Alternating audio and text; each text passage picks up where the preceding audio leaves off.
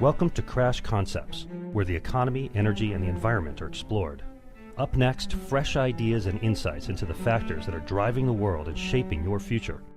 Presenting information you can't afford to live without, here's Chris Martenson. Welcome to this Peak Prosperity podcast. I am your host, Chris Martenson. Consumer Reports states that person for person, healthcare in the United States costs twice as much as it does in the rest of the developed world. Twice. And the kicker of their analysis is we don't get much for our money. In a 2013 Commonwealth Fund study of 11 developed countries' healthcare, the United States ranked 5th in quality and worst for infant mortality. We also did the worst job of preventing deaths from treatable conditions, such as strokes and diabetes, high blood pressure, and certain treatable cancers.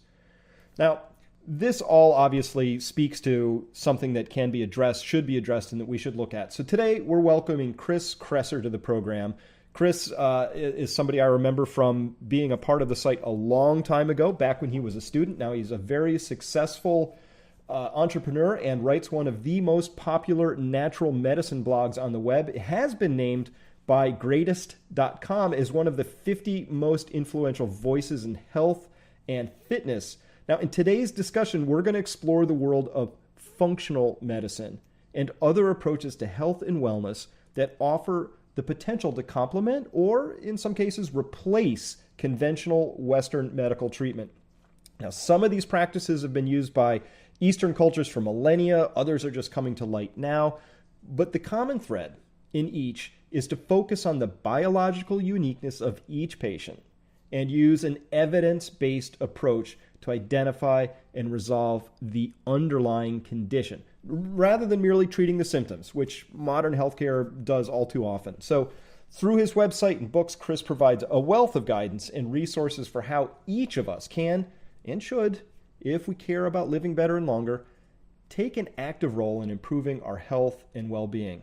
So Chris, in addition to your expertise I just summarized, as I said, you're one of our longtime community members at Peak Prosperity. It's a real pleasure to finally have you on as a podcast guest. Hey, Chris. Yeah, as you mentioned, I've been a part of the Peak Prosperity community for since back in the day that it was chrismartenson.com, and it's really great to be on the show. Oh, thanks. This is a very topical podcast for myself as well, because I have just come through a period of feeling increasingly crummy over a course of a year and a half or so, and finally it got bad enough that I went and saw a naturopath for the first time and got a lot of data. Mm-hmm. And I've mentioned this on a prior podcast, but for people who are listening, here's the summary. I actually am feeling a lot better than I used to. And I was eating well before, but I had some very specific things that I had to fine-tune, things I could only find out by doing a food sensitivity analysis. I am highly sensitive to almonds. I had no idea, but not pecans. Clams and scallops, no good. Shrimp, fine. So there were a lot of specific things like that I discovered, tuned my diet around that, and the results have been really very, very dramatic. Tell me, how does my story fit into what you do? It's pretty typical, Chris. I see patients in my practice who are dealing with pretty complex chronic illnesses and they haven't been able to find help anywhere else. You mentioned in the intro the difference between conventional and functional medicine, and it's interesting to think about that in the same context as, the difference between what we talk about with the 3 E's and all the concepts you explain in the crash course, and the difference between, that and how the conventional paradigm looks at economy and environment and energy. So, for example, in functional medicine, as you mentioned, we tend to look at things from the inside out. So instead of focusing on the symptoms that people are experiencing, we look at genes, we look at how environmental triggers like diet, lifestyle, things like food allergies, which you mentioned, interact with genes and genetic predisposition to create mechanisms. And these are, underlying causes like blood sugar dysregulation or chronic infections or intestinal permeability, which is known as leaky gut. And then those mechanisms go on to manifest as disease patterns like hypothyroidism or diabetes or heart disease. And then you finally get symptoms. And in the conventional model, all too often, what you see is a focus from the outside in. So if someone has high blood pressure, they take a drug to lower the blood pressure. If someone has high cholesterol, they take a drug to lower the cholesterol.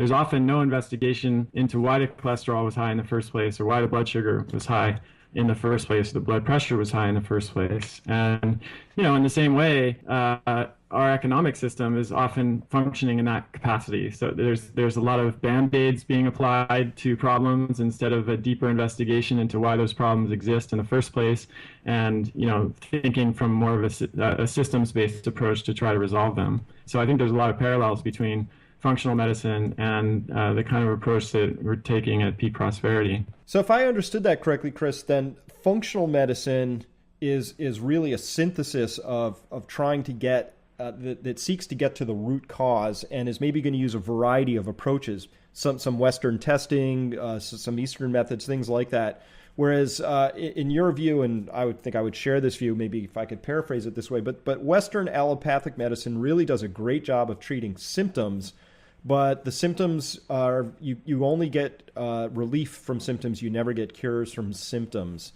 Is that about right? Yeah, that's about right. And I mean, I want to be clear here that I think allopathic medicine is important. It's made some incredible contributions. I mean, some of the things we're able to do now with allopathic medicine are just completely remarkable. We're getting to the point where we can reattach limbs and, potentially heal disease with nanorobots. And I mean, I'll tell you what, if I get in a car accident, I definitely want to go to a hospital, mm-hmm. and because trauma and emergency medicine is incredible in what it can accomplish. But I think there's been too much focus on disease management and symptom management within the allopathic model, and not enough focus on healthcare.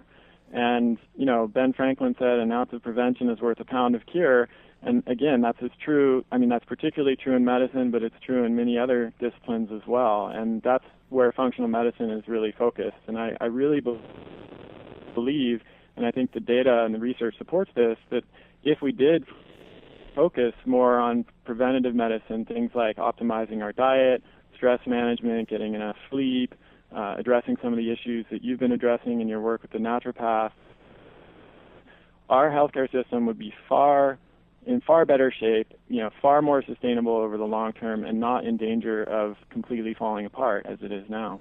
All right, so I completely agree with that, and so if we're sort of separating what allopathic does really, really well, acute care it does a phenomenal job at, but the chronic piece, there's been some missing pieces, and it's been amazing to me to watch this whole, as I went down this path and started learning more, to finally understand in particular what sugar does, and just what an abrasive chemical it is, right? And to understand that back in the 70s, there were, in particular, a handful of doctors who understood that well, but that somehow, it's taken another 40 years for that basic understanding and observational set of data that we can now back up biochemically.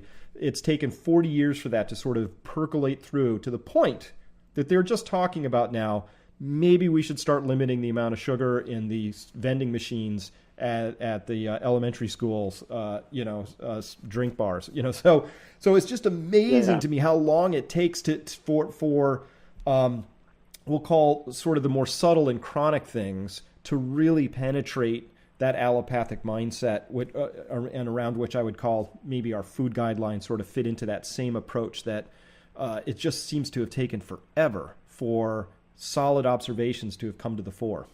It's really true, Chris, and we see this problem in medical research.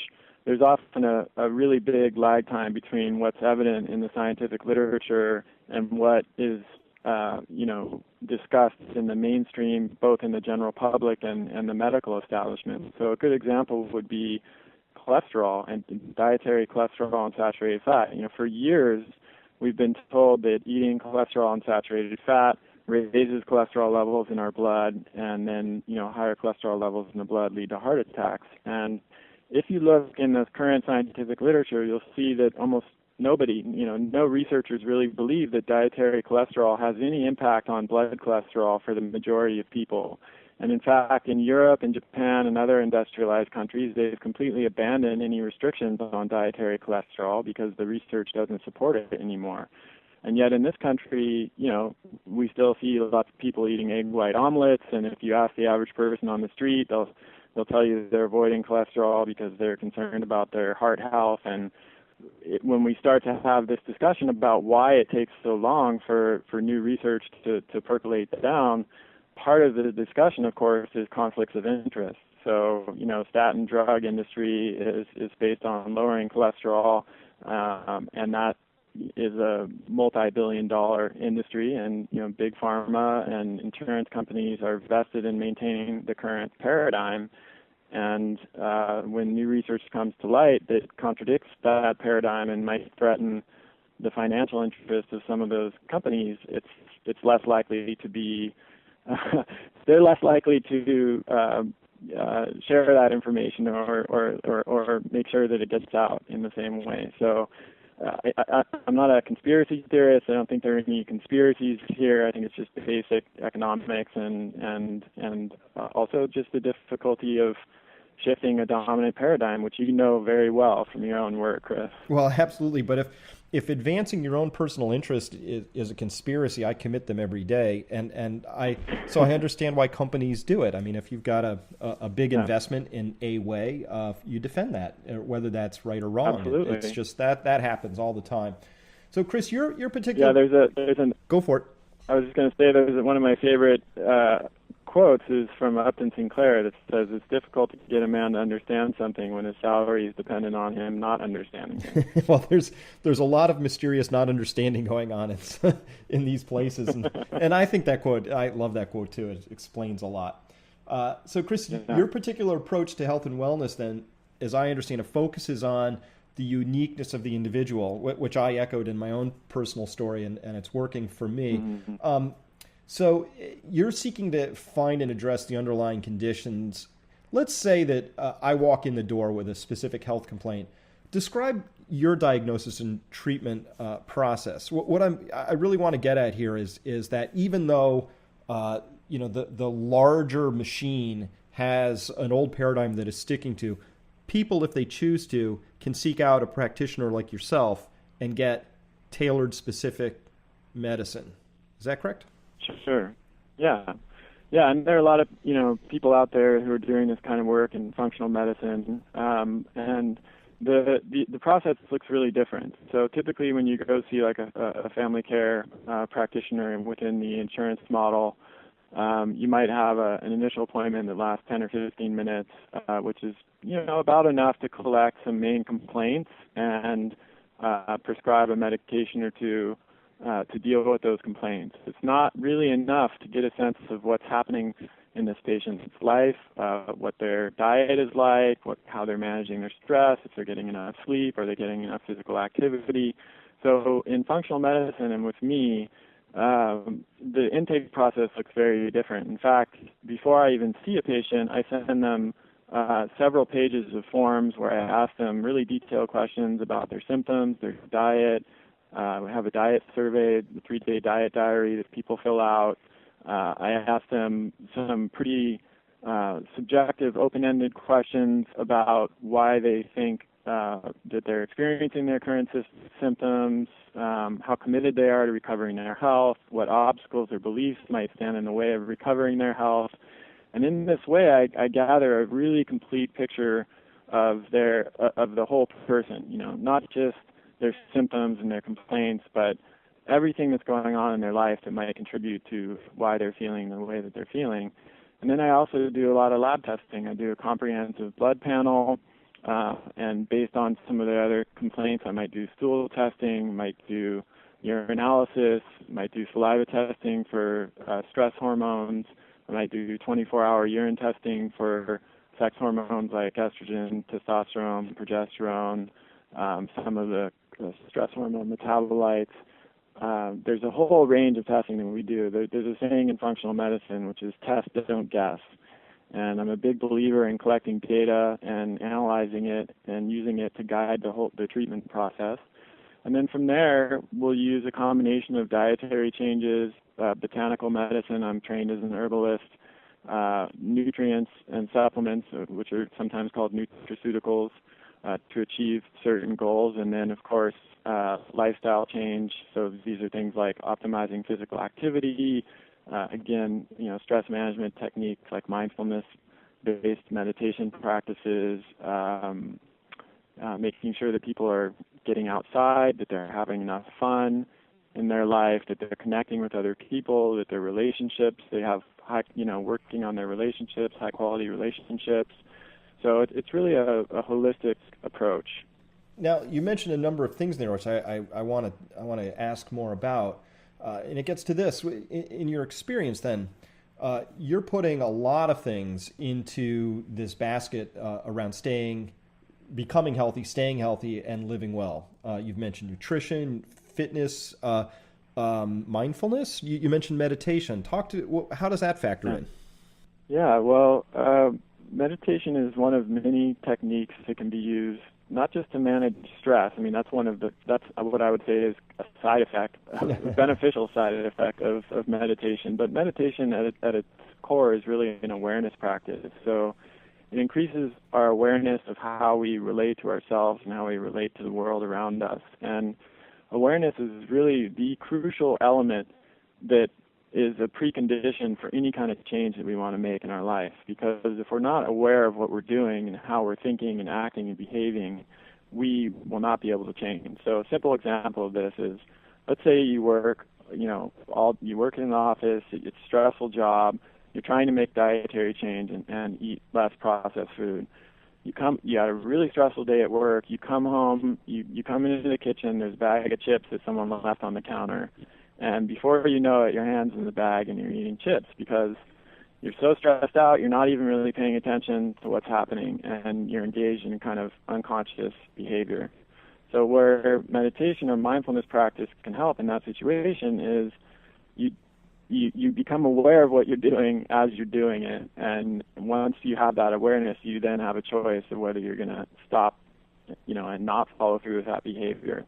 Whereas if you're just operating on autopilot, you don't really, it's not a choice. You don't have the freedom to make that choice. So mindfulness is crucial from that perspective, just in terms of dietary and behavioral change. But it's also, there are many, many studies now in the literature that show the power of meditation in terms of resolving all kinds of different disease states. For example, there was a recent study a couple of years back on middle-aged African-American men who'd already had a heart attack. So that's the highest risk group, essentially, for a future heart attack. And they found that doing daily meditation practices reduced the risk of future heart attack by a significantly greater margin than taking statin drugs. And the only side effects of meditation, unlike the statin drugs, were people feeling better, greater sense of connection with themselves and people around them, and more relaxed and at peace. So I'm a big believer in meditation practice. I've been my father actually introduced me to it when I was 17. I'm 40 now, so I've been meditating for almost 25 years. And to me, it's it's hard to imagine life without it. It's just something that has become a part of who I am and my daily routine, and it's just been an incredible gift for me. I share that. It's a growing practice for myself, and I separate it a little bit from the way I practice mindfulness, which is literally just, in my case, just having a witness show up inside of myself. Like imagine I split into two parts that just observes my behavior at certain points. So it could be the behavior of reaching for the chips, but it could be a reaction I'm having to a person, to an event, to a circumstance, which for myself, I used to think my reactions were me. That's just who I am. Right. But it turns out my reactions are just reactions, and who I am can be a completely separate thing. And having that little gap, that mindful separation between the reaction and some sort of an internal witness, has been a really profound shift in my life, and has led me to have what I feel is a lot more conscious control over all facets of my life, nutrition being an important one. That's right. And that disidentification that happens also means that you don't take everything so personally.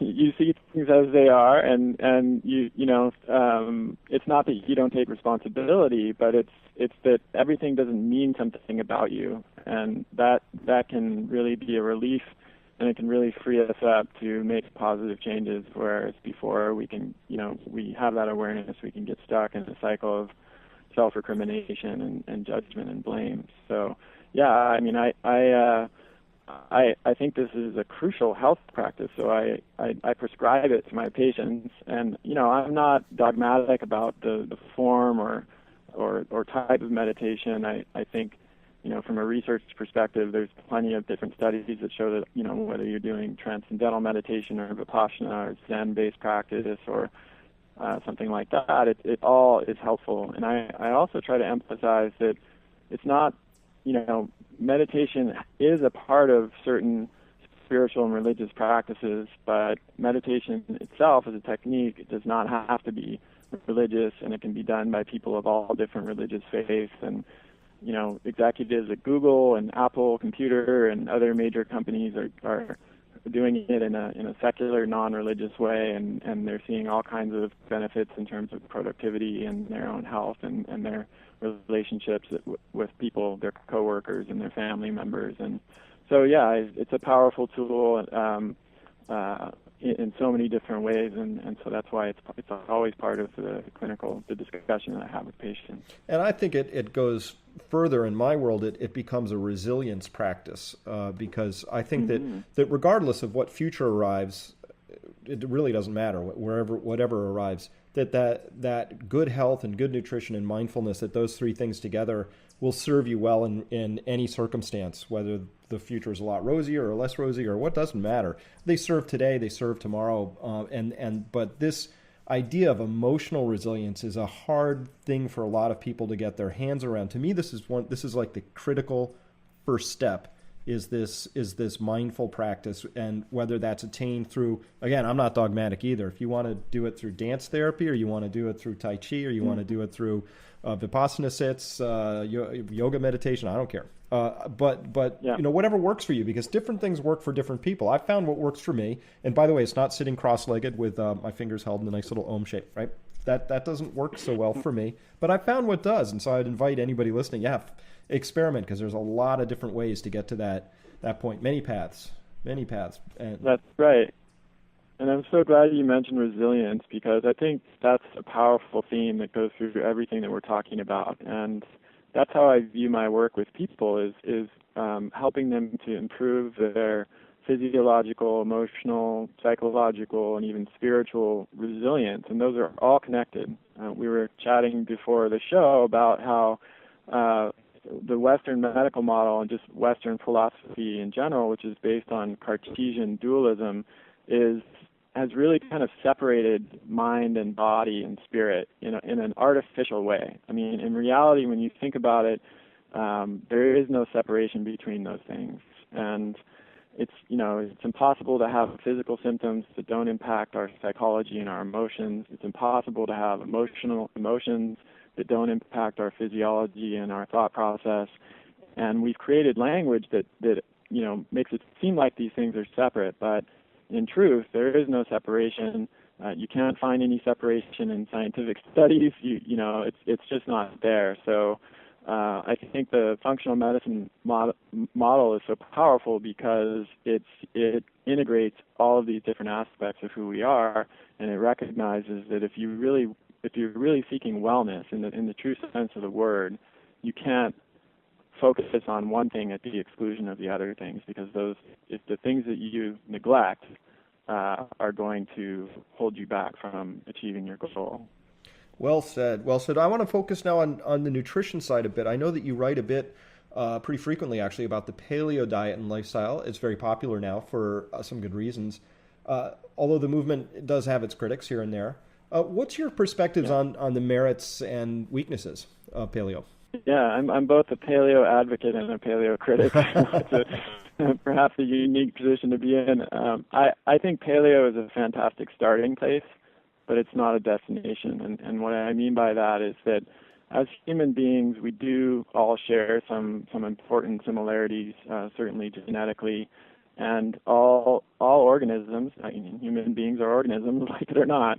All animals, when you look at animals in their environment, they're all adapted to survive and thrive in a particular environment, and diet is a big part of environment. So there are certain foods we've been eating as human beings for a very long time. We're well adapted to them. Our biology is set up to benefit from them. And those foods should really form the basis of our diet. They're nutrient dense, they're anti-inflammatory, and as I said, our bodies are well designed to take advantage of them. So these are things like meat and fish, fruits and vegetables, nuts and seeds, and some starchy tubers or starchy plants like sweet potatoes or plantains, etc. But although our genes haven't changed much in the last 10,000 years, there actually have been some important changes. In fact, the pace of genetic change over the past 10,000 years, which is when agriculture was invented about 10 or 11,000 years ago, and our diet started to change a lot, is faster than it's been. It's 100 times faster than it had been in the previous 6 million years of hominid evolution. So scientists now believe that as much as 10% of our genome has changed over the past 10,000 years, and those genetic changes actually have influenced our tolerance of certain agricultural foods. So if you take dairy products, for example, it's true that about 2/3 of people worldwide can't digest lactose, which is the sugar in milk products. But the other third of people can, because a genetic mutation occurred about 10,000 years ago that allowed humans to start to be able to digest dairy products, and that genetic mutation spread pretty rapidly among farming populations in the world. So full-fat dairy products, when you look at the research, are actually beneficial when they're well tolerated, and I don't think there's any reason to exclude things like that and also things like legumes when the research says they're beneficial just because our Paleolithic ancestors didn't eat them. So that's where I'm critical of some of the dogmatic paleo viewpoints, because we've continued to evolve, so our diet has also continued to evolve. And I think, in my book I talk about a process that you can use for starting with a paleo approach and then starting to add some foods back in to make your diet more flexible and sustainable over the long term, because at the end of the day, we want to be as healthy as possible, but I think being completely obsessed and rigid around our food choices is not healthy. Well, sometimes you're stuck on a plane, so things happen, and food happens. Yeah. But how about in your own life? So for yourself, how strict do you feel like you are in your diet, and how often do you have those lapses? Yeah, I recommend, I call it the 80-20 rule, and there are a lot of 80-20 rules out there, in economics and behavioral change and diet, and that means like 80% of the time you stick with the foods you're supposed to eat, and maybe 20% of the time you're free to loosen up if you're in the airport and you have you don't have any choice. It may be better to eat something that's not on your diet or your approach to food than is. And I don't mean that literally, like 80%, 20%. For some people it could be 90%, 10, it could be 95/5 for others. You really have to kind of work that out based on your own needs. For me, I would say it's probably 90/10, if not 95/5, and that's because I just find that I feel better, I think better, I just enjoy eating all the foods that are whole foods, nutrient dense foods, but I believe there's a saying in Chinese medicine that it's better to eat the wrong food with the right attitude than the right food with the wrong attitude. I like that. And I think there is a powerful, food obviously has a powerful psychological and emotional influence on us. And there are certain times, let's say if you're with a group of friends, they invite you out to a restaurant, the restaurant doesn't have foods that are perfect for you. If you have a choice to say no and not go out and enjoy your time with your friends, or to say yes and maybe eat foods that you may not thrive on, in that situation, I'm going to choose to go out with my friends because I know that the benefit I get psychologically, emotionally, from connecting with them and having a good time is going to outweigh whatever downside there might be to eating some foods that aren't optimal or ideal in that situation. So that's kind of how I look at it. So help me out here. So when somebody typically comes to you and you're working with a patient, maybe a new one. I know you're not really taking new patients at this point. Congrats on that, I guess, full practice. But what are the most common sources of, I'll use this term loosely, self-injury? I mean, people don't know they're doing it, but in our lifestyles, what are the big things that really, like, you just start there, 80-20 rule, like, if we could just start on this one thing, Mrs. McGillicuddy, here it is. What do you see that's most common that's injurious like that? Well, I would say in my population, it's a little different than in the mainstream. In the mainstream, it would have to be diet, absolutely. But most people that come to me are people who've already been reading my blog and my book and listening to my podcast. So they're already on some version of the paleo-based approach, or they're already eating nutrient-dense whole foods. And in those situations, Chris, it tends to be more like what happened with you. You were already on a pretty good diet. You were eating the right foods, but there were certain particulars that were unique to you that needed to be adjusted. So for you, it was almonds and some other foods that were triggering symptoms for you. For some of my patients, it might be, for example, if they have autoimmune disease, sometimes nightshade plants like tomatoes and eggplant and potatoes can cause problems. Eggs can cause problems for people with autoimmunity. If they have digestive issues, there are certain types of carbohydrates called FODMAPs, which is an acronym. I won't go into the whole name. But there are certain types of carbohydrates found primarily in fruit, vegetables, grains, and dairy products that can feed the bad critters in our gut and cause bacterial overgrowth, which then leads to gas and bloating and changes in stool frequency, diarrhea or constipation, things like that. So in that case, removing or limiting the foods that contain those FODMAPs can be really helpful. So it's a deeper level of investigation into the diet. And then beyond that, I would say that the triad of sleep, stress management, and physical activity are the three other biggest things that people are not paying attention to. And so we can, for each of those, with physical activity, almost everybody knows that exercise is good for them. I don't think that's a newsflash anymore. But what a lot of people aren't aware of is that sitting too much is arguably even more harmful, because studies have shown now that even if you get the recommended amount of exercise each week, let's say you go to the gym 3 or 4 times a week for half hour each time, if you're sitting for the majority of the rest of your time, like you work in an office, you drive to your office, and then you watch a couple hours of TV at night, you're still going to be at higher risk for early death and disease. So I really work with people to integrate more physical activity throughout their day. So things like working at a standing desk, or I have a treadmill desk so that I'm walking a lot of times when I work, which is pretty fun.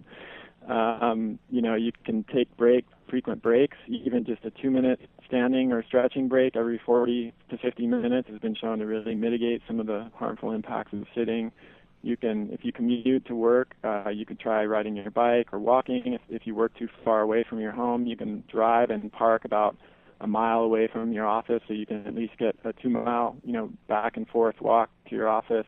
There are a lot of things you can do to integrate physical activity throughout your day.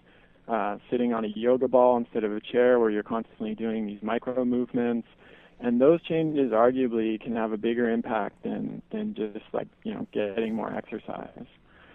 So with stress management, we already talked about mindfulness practice, meditation, tai chi, yoga, etc. And then with sleep, that's really the elephant in the room in many cases, Chris. It's we know now from the research that most people need 7 to 8 hours of sleep to function optimally. And the circadian clock, the system that governs our sleep-wake cycles, also governs every single cell in our body, and it controls, it impacts every body system. So if you're not getting enough sleep, it affects everything from your metabolism. We see that even a single night of sleep deprivation can lead to poor choices around food and increased food intake the next day, in addition to decreased insulin sensitivity and glucose tolerance. We see increase in blood pressure. We see changes in the ability to burn fat. We see anxiety and depression. We see changes in hormone balance. It's kind of like there's nothing that sleep deprivation doesn't adversely impact. And yet, 35% of Americans are getting fewer than 6 hours of sleep a night, and I actually think this is probably the most dangerous and least discussed modern epidemic that we're facing right now, because it's, life is full for a lot of people. It's busy. It seems like it's getting increasingly harder to carve out that time for rest and sleep, and yet it's really fundamental to who we are as human beings, and we cannot sleep when we're dead, so to speak. That phrase will just hasten your death if you follow that advice. Well, that's interesting. I have not focused on sleep that much in my own life. I think I do pretty good at it, but for most people, is it a choice? Are you suggesting that people could get more sleep if they just scheduled it into their life, or are there certain other things people would have to do in order to help improve their sleep cycle so it's actually longer? Yeah, that's a good question. It's both. So there are two problems with sleep. One is just people not giving themselves enough time in bed. So my recommendation for patients is to allow 8 hours in bed, and that you may not sleep for those entire 8 hours, but if you allow yourself or schedule in 8 hours in bed, then you're pretty likely to get enough sleep. Now, the second problem is insomnia, and that is inability to sleep deeply, and then non-restorative sleep would be a part of that, and that is related to any number of problems in medical problems, everything from blood sugar issues to anxiety, depression, stress, to chronic inflammation. So conditions like rheumatoid arthritis or autoimmune diseases can interfere with sleep. So, of course, you have to address the underlying causes if you have any of those chronic conditions. But from a kind of straight-up behavioral or lifestyle perspective, one of the biggest things that's impacting our ability to sleep throughout peacefully and deeply throughout the night is artificial light. And this doesn't get discussed a lot either, but artificial light's only really 150 years old. So the vast majority of our human evolution, we woke up when it was light and we went to sleep when it was dark or soon after. And we were not exposed to artificial light. And the reason that's important is that light is what governs our sleep-wake cycles. We're genetically and biologically programmed to awaken when light hits our eyeballs. This light causes hormonal changes, particularly affects hormones like cortisol and melatonin, and they regulate our sleep-wake cycle. And so the scenario that we're in now is, the light, we wake up with the light, then the sun goes down, and we not only turn on artificial lights in our room, we also now have these tablets, iPads and other electronic devices like phones, etc., televisions, that emit a spectrum of blue light that is very similar to the sunlight. And this blue light suppresses melatonin production. And melatonin is the hormone that makes us fall asleep and stay asleep. So if you're sitting in bed, for example, and you're looking at your iPad just before you fall asleep, that's basically telling your brain that it's time to wake up. And so even if, it's going to make it harder for you to fall asleep when you do that, and even if you do fall asleep, you're likely to have more interrupted sleep throughout the night because of that. So I recommend to my patients to, if possible, limit their use of electronic devices, to a couple hours before bed. And then there are these amber-tinted glasses you can get on Amazon. They cost about $8. You just search for orange or amber glasses. And these amber glasses, what they do is they filter out these blue spectrum of light that suppresses melatonin. So if a patient of mine is having insomnia, I'll tell them to get these glasses, put them on at night after the sun goes down, and they put their, the lights on. And whenever, certainly, they're using a computer or a tablet at night to wear these glasses. And that single change can make a huge difference. I've seen people with intractable insomnia who've been taking sleep medications for years, just from these $8 glasses, go from not being able to sleep at all to being able to sleep without any medication. So it's they're powerful changes. They don't cost a lot of money. They don't really have any side effects or negative impacts, but The others would be sleeping in a dark room, taking your phone out of your bedroom, switching to an analog clock that doesn't glow, getting some blackout shades in your room so that it's really dark, maintaining a relatively cool environment, not too hot, and just making sure you have as few distractions as possible in the bedroom. Those are things. They seem like little changes, but when you put them all together, they add up and make a big difference. I love them because it's giving some confirmation to what I thought was a strange set of quirks of mine. I am so light sensitive that one of my pet peeves is the little recharging diode in my phone. It's just small. It's this little green diode, but it lights the whole room up. I swear it casts shadows that I could read by in the middle. It's that bright to me. And it doesn't look like much, so it has to be flipped over. And because if I have that stray light, it really interrupts me quite a bit for me. And I always thought I was just light sensitive or something, but I need pitch black for. It's a real phenomenon, and it's amazing when people get used to sleeping in a dark room and not having these distractions.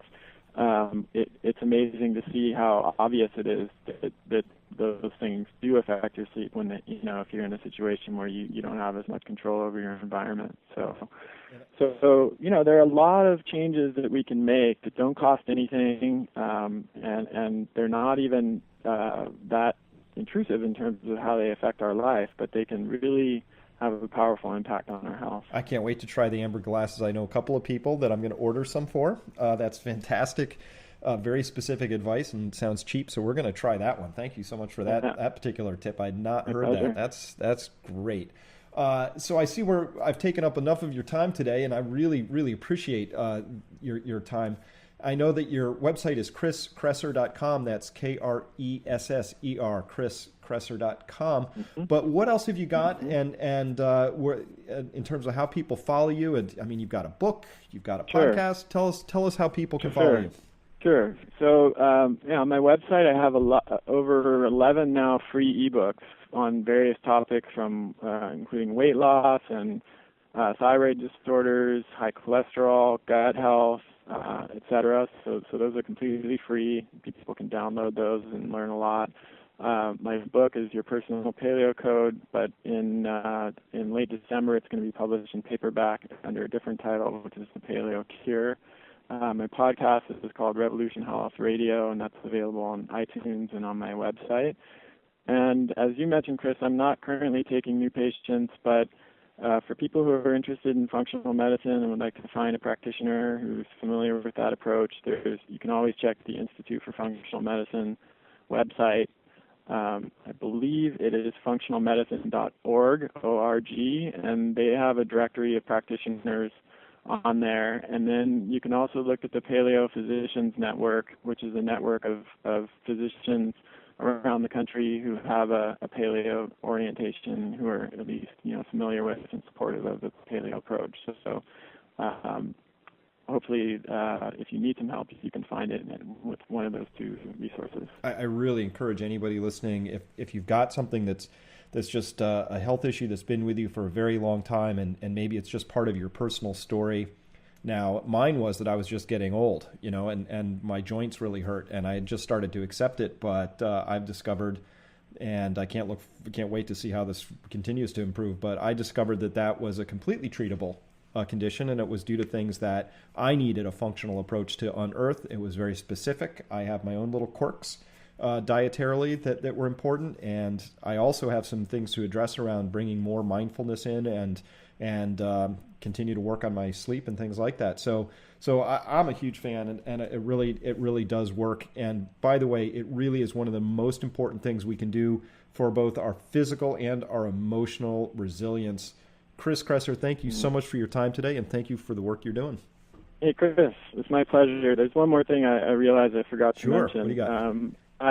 That's really could help people. In mid-October, I'm going to be launching a new program called the 14-4, and it's 14 days to make 4 big changes: diet, physical activity, stress management, and sleep. And so it's exactly all the things that we've been talking about. And I realized, over the years, that those are really the 4 most important modifiable factors that we can change in our life to improve our health. And I wanted to create a program that really holds people's hand every step of the way through that process, because for a lot of folks, they're not going to be able, it's difficult sometimes to find a functional medicine practitioner.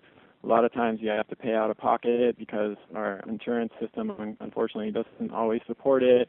And so I wanted to provide a resource for folks that just wanted to get started and want to make some really positive changes in their life and want to have some support while they're doing that. So that's 14.4? It's going to be 14.4. You can learn about it on my website. It's going to be under $50, really affordable, and I hope it can help get you started on this road to optimal health.